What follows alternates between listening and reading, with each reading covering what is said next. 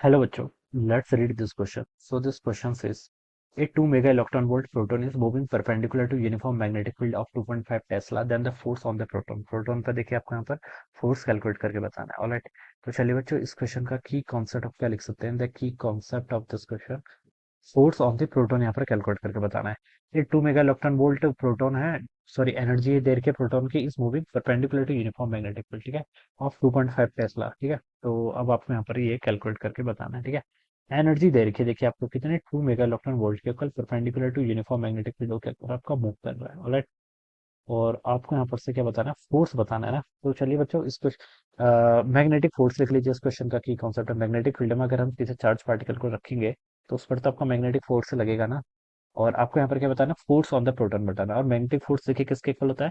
Magnetic force होता है आपका Q times V vector cross B vector के इक्वल. ठीक है. अब यहाँ पर वेलोसिटी और मैग्नेटिक फील्ड एक दूसरे के परपेंडिकुलर है तो आप इसको सिंपली क्यू वी भी लिख लेते हैं. ठीक है. क्यू वी भी साइन थीटा होता है, but theta is nine, theta क्या 90 डिग्री है. वेलोसिटी और मैग्नेटिक फील्ड एक दूसरे के परपेंडिकुलर है. ठीक है. अब आपको फोर्स बताना है. ठीक है. क्यू वी भी. ठीक है.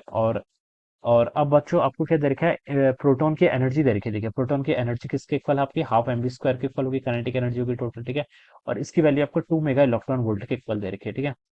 तो यहाँ पर से मैं देखिए वेलोसिटी को क्या लिख सकता हूँ, वेलोसिटी हो जाएगा आपका 2 ई डिवाइडेड बाई एम के इक्वल. ठीक है. 2 ई डिवाइडेड बाई एम, और अंडर रूट वाली टर्म तो आएगी यहाँ पर ऑब्वियसली. ठीक है. 2 ई बाई एम के इक्वल. हाँ ठीक है, ये आपकी वेलोसिटी आएगी. तो यहाँ पर आप इसको पुट करेंगे तो देखिए कितना आएगा, क्यू और वी आपका कितना से 2 ई डिवाइडेड बाई एम के इक्वल इंटू आपका क्या आ जाएगा, बी यहाँ पर मैग्नेटिक फील्ड आ जाएगा. ठीक है. रूट 2 ई बाई एम और बी आ जाएगा. ठीक है. तो बच्चों देखिए आप इसको यहाँ पर से ऐसे लिख लीजिए, ये आपका 2 ई. ठीक है. ये आपका क्यू का स्क्वायर हो जाएगा, यहाँ पर आपका कितना हो जाएगा, बी का स्क्वायर डिवाइडेड बाई क्या, एम. यहाँ पर आपका ऐसे ही रह जाएगा. ठीक है. ये यहाँ पर से इतना हो जाएगा. तो ये बच्चों फोर्स आएगा. बस आपको यहाँ पर क्या करनी है, वैल्यूज ही तो पुट करनी है. ठीक है. तो आंसर तो आपका आ जाएगा. ठीक है. 2 इंटू ई. ई क्या है, एनर्जी. एनर्जी देखिए 2 मेगा इलेक्ट्रॉन वोल्ट है. ऐसा ही सिस्टम में सॉल्व करना है सारे क्वेश्चन को. ठीक है. मेगा को क्या लिख सकते हैं, 10 टू द पावर 6. ठीक है. इलेक्ट्रॉन वोल्ट को क्या लिख सकता हूँ, 1.6 into 10 to the power -19 joule. 1 electron volt में इतने ही तो जूल होते हैं ना, 1.6 इंटू 10 टू द पावर -19. ठीक है. ये आपका ये आ गया. क्यू क्या है आपका चार्ज, किसका, प्रोटॉन का, कितना होता है 1.6 इंटू 10 टू द पावर -19. क्या करेंगे, स्क्वायर करेंगे. ठीक है. इंटू आपका बी का स्क्वायर. बी का मैग्नेटिक फील्ड कितना, 2.5. 2.5 का स्क्वायर करूंगा तो बच्चों 6.25 आ जाएगा. ठीक है. Divided by M. एम क्या, मास ऑफ द प्रोटॉन कितना होगा, देखिए प्रोटॉन का मास होता है आपको 1.67 into 10 to the power -27 KG के इक्वल. ठीक है. तो बस अब आप यहाँ पर से फोर्स हो जाएगा. इसको देखिए कैलकुलेशन थोड़ी लेंदी हुई है, कोई नहीं. 2 इंटू 2 करेंगे तो 4 आएगा. ठीक है. 4 इंटू 6.25 करूंगा तो आपका 25 आएगा. ठीक है. 25 इंटू 1.6 करूंगा तो कितना आएगा आपका, 40 आएगा. ठीक है. 40 आएगा. हाँ ठीक है. तो यहाँ पर आपका क्या बचेगा, आपका 40 बचेगा. ठीक है. और ये क्या बचेगा आपका, 2 इंटू 2 4, 4 इंटू 6.5 25, 25 गुणा 16 40. ठीक है. 40 इधर हो गया. 1.6 इंटू 1.6 का चलिए स्क्वायर कर लेते हैं. 10 टू द पावर -19 का स्क्वायर करेंगे तो -38 आएगा. 38 -99 करेंगे तो -57 आएगा. -57 +6 करूंगा तो -51 हो जाएगा. ठीक है. तो ये आपका यहाँ पर इतना हो गया. ठीक है. और 10 टू द पावर -27 नीचे ऊपर ले आऊंगा तो +27 हो जाएगा. डिवाइडेड बाय बच्चों कितना आ गया आपका, 1.67 आएगा. ठीक है. इस टर्म को देखिए यहाँ से सॉल्व करो. तो यहाँ पर से हमें क्या बताना है, फोर्स का मैग्नीट्यूड बताना है बेसिकली. ठीक है.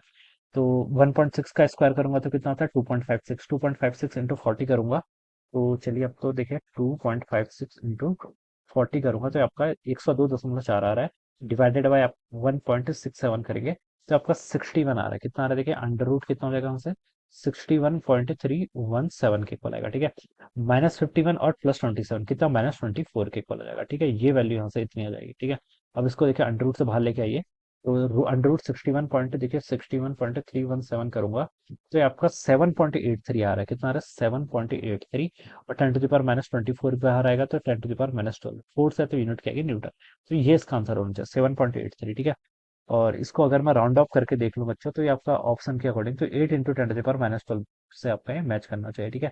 तो जो कि आपको डी ऑप्शन पे गिवन किया हुआ है. ठीक है. तो डी ऑप्शन क्या होगा इसका राइट आंसर. ऑलराइट. तो इस तरीके से बच्चों हम क्या करेंगे, इस क्वेश्चन को सॉल्व करेंगे. So I hope you all understood this concept. All the best and thank you so much.